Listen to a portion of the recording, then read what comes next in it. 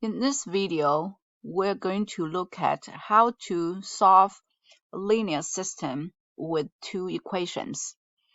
So here, as you can see, we have two linear equations. Again, the reason we call them linear equations because if we graph this equation with the x and y in there, we're going to get a straight line.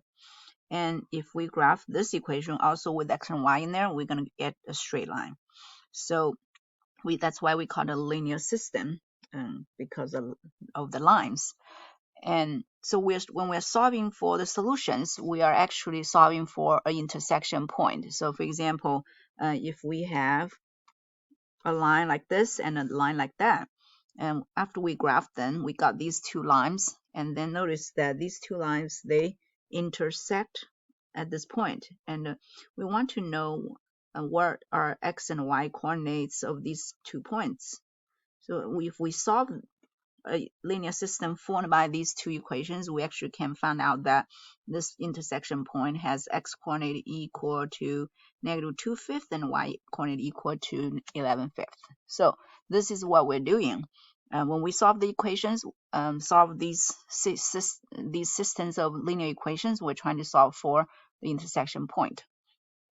All right, so although some equations we don't have solutions, or some of them may have infinite many solutions, and so the examples we're going to show you here always have one intersection point. So let's look at this example. So in general, we have two methods to do this. The first one is called the substitution method. And notice in these two equations, the first one tells us y is equal to -3x minus 15.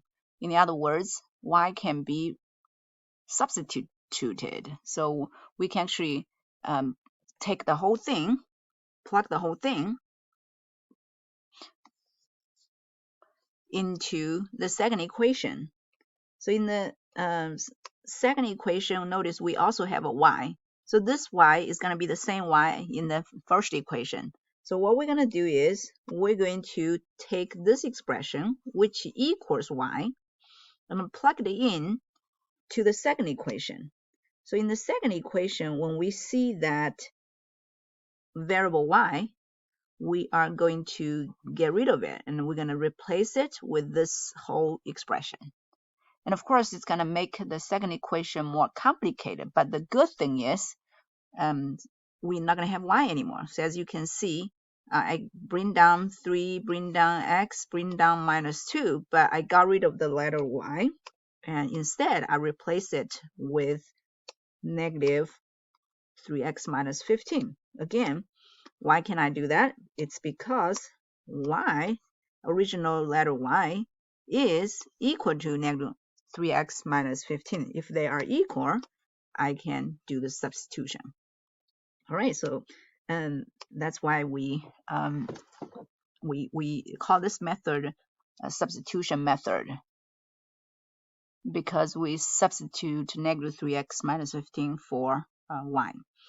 Okay, so after we do the substitution, notice in this equation, we don't have y anymore. We only have one variable, that is x. And this is an equation we learned how to solve previously. So if we have parentheses, first we're going to get rid of the parentheses by distributing the number -2. Be careful, we're not distributing 2, we're distributing -2. So after with that, we are going to end up with -2 times -3, that's positive 6x. And then -2 times -15, that's positive 30. And now we can combine like terms in this equation, because 3x and 6x can be combined to 9x. They are like terms. So now all we have to do is to get x by itself. And so we need to get rid of positive 30. We reverse the operation plus to minus. So we get 30 minus 30, they cancel out and bring down 9x. -6 minus 30, you can turn that into addition question. $6 debt plus $30 debt, that's $36 debt, so the answer is negative. And finally, we get rid of 9, since the operation is times 9 or 9 times, so we're going to divide both sides by 9, and that 9 divided by 9, we get 1, so 1x is x. -36 divided by 9, we end up with -4. So after getting rid of y by plugging in the expression, we end up with the equation with only one variable, and we were able to solve this equation to find out what x is. But since this equation has two unknowns, we have noticed that we have two unknowns, x and y. So we have to find both solutions, so both numbers for x and for y. So now we have the solution for x. We just need to solve for y. And notice that we have expression for y already, which is the first equation given. So this is the first equation given. I could just take the first equation and plug -4 in here. So because we already know what x is, so I can substitute -4 for x. So now we have -3 times -4. So we have the number -4 plugged in here. So -3 times -4 is +12, and 12 minus 15 is -3. So now we have found the numbers, the answers for both x and y, and so we can stop. And again, this method is called the substitution method, because we substitute the expression for y and then substitute the number for x. Now let's look at another example. So in the first example, the first equation, they gave us y as expression of x. So I was able to just plug this into y.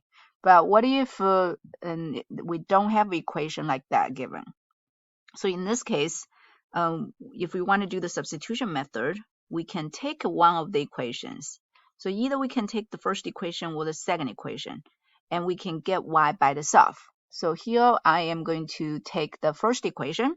So what I did is I take the first equation, 4x plus y equals 16, and I want to get this letter y by itself. And we've done something not exactly like this before, but when we solve equations, we always try to get the unknown by itself.